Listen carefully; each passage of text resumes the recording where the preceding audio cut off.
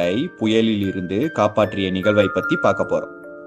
1671ஆம் ஆண்டில் சீனாவில் மாக்காவ் என்ற இடத்திலிருந்து போர்த்துகீசிய வியாபார பாய்மர கப்பல் ஒன்று இலங்கையில் கொழும்புவை நோக்கி பயணம் செய்து கொண்டு இருந்தது.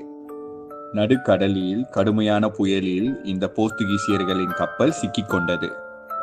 அந்த கப்பலில் இருந்த போர்த்துகீசியர்கள் என்ன செய்வது என்று தெரியாமல் கடலில் மூழ்கப் போகிறோமோ என்ற பயத்தில் அஞ்சி நடுங்கினார்கள்.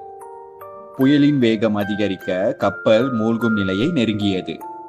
அந்த நிலையில் கப்பலில் இருந்த போர்த்துகீசியர்கள் அனைவரும் கன்னி மரியாவை கண்ணீரோடு ஜபித்தார்கள். அவர்கள் தங்களை இந்த பயங்கரமான புயலில் இருந்து காப்பாற்றுமாறு வேண்டினார்கள்.